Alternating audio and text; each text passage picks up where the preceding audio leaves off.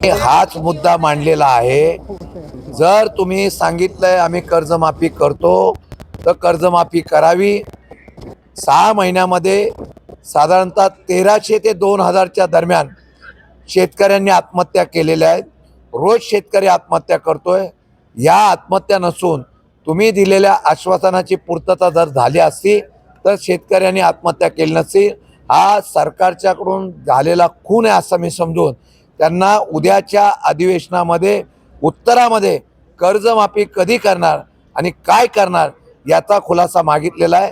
त्यांनी तर दिला नाही तर आम्ही सभागृहामध्ये त्याच्याबद्दल आवाज परत उठवणार आहोत। दिल्लीमध्ये शरद पवार साहेबांनी स्नेहभोजन बोलवलेलं आहे, त्यामध्ये महायुतीच्या नेत्यांना देखील त्यांनी निमंत्रण दिल्लीमध्ये शरद पवार साहेबांनी स्नेहभोजनाचं निमंत्रण महायुतीच्या नेत्यांना देखील दिलेलं आहे। अजितदादा पवार यांच्या नेत्यांना देखील बोलवलेलं आहे। असं आहे की आदरणीय पवार साहेबांचा वाढदिवस हा 12 तारखेला होतोय।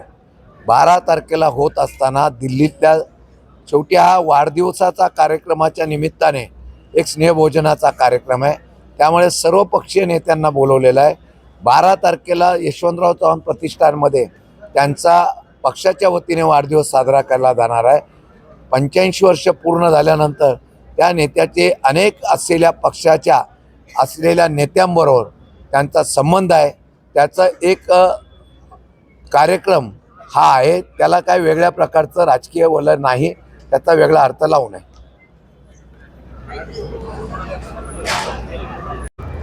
आज विधान परिषदेमध्ये सत्तारूढ पक्षाच्या वतीने शेतकऱ्यांना अवकाळी पाऊस झाल्यानंतर जी काही नुकसान भरपाई द्यायची याच्या संदर्भामध्ये एक प्रस्ताव आणलेला आहे। केंद्र सरकार आणि राज्य सरकारने शेतकऱ्यांना कशी भरीव मदत केली त्याबद्दल या सरकारचा चांगल्या कामगिरीबद्दलचा उल्लेख या ठिकाणी 260 अन्वये केलेला आहे। अवकाळी पावसाच्या मध्ये 32,000 कोटीचं पॅकेज अशा वेगवेगळ्या प्रकारच्या योजना त्यांनी त्या ठिकाणी जाहीर केल्या। मी या सर्व गोष्टीवर विषय मांडत असताना राज्य सरकारकडून संबंधित मंत्र्यांनी उत्तर देताना नक्की किती नुकसान झालं त्याची आकडेवारी द्यावी, त्याचबरोबर त्या असलेल्या नुकसानीबद्दल सरकारकडून किती मदत झाली त्याची आकडेवारी द्यावी। गोल गोल उत्तर देऊ नये अशा प्रकारची मागणी केली।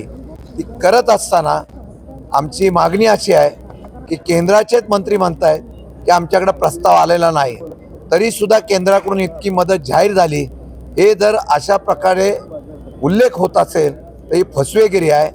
मी त्यांना इशारा दिलेला आहे की उद्याच्या या असलेल्या अधिवेशनाच्या उत्तरामध्ये संपूर्ण शेतकऱ्यांची कर्जमाफी झाली पाहिजे अशा प्रकारचा उल्लेख करावा। तो जर केला नाही तर येत्या निवडणुकीला हाच शेतकरी तुम्ही वेगवेगळ्या प्रकारच्या योजना सरकारी तिजोरीतून आणताय। एखाद्या कर्ज वाढलं तरी हरकत नाही, पण शेतकऱ्यांची पूर्ण कर्जमाफी करावी अशा प्रकारची इशारा दिला। नाही झाला तर निवडणुकीला येत्या हाच शेतकरी तुम्हाला उद्ध्वस्त केल्याशिवाय राहणार नाही असा प्रकारचा इशारा दिलाय। दुसरा विषय जो आहे, सिडकोने ज्याप्रमाणे मागच्या वेळेला पंतप्रधान आवास योजनेच्या माध्यमातून नवी मुंबई परिसरामध्ये LIG आणि EWS मधून ज्या योजना जाहीर केलेल्या आहेत त्यांच्या योजनेच्या माध्यमातून सामान्य लोकांना परवडेल अशा प्रकारचं घर देऊ अशा प्रकारची मागणी केली होती। या सदनामध्ये मी सातत्याने हा आवाज उठवल्यानंतर आज संबंधित उपमुख्यमंत्र्यांच्या समोर ही बैठक झाली। त्या बैठकीमध्ये सिडकोनी योजनेतून पैसा कमवण्यापेक्षा असलेल्या सामान्य गरीब लोकांना या योजनेचा लाभ व्हावा म्हणून दर कमी करावा अशा प्रकारची मागणी केलेली आहे। त्यामध्ये 1 लाख लोकांना घर देण्याच्या बाबतीमधला ती योजना आहे। त्यामध्ये बाजार मूल्यांकना बरोबर ती दर देण्याच्या बाबतीमधला हरकत आम्ही घेतलेली आहे।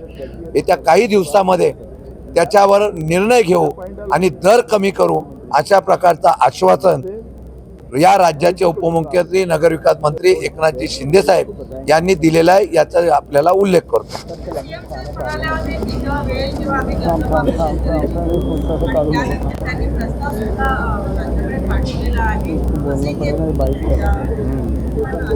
प्रस्ताव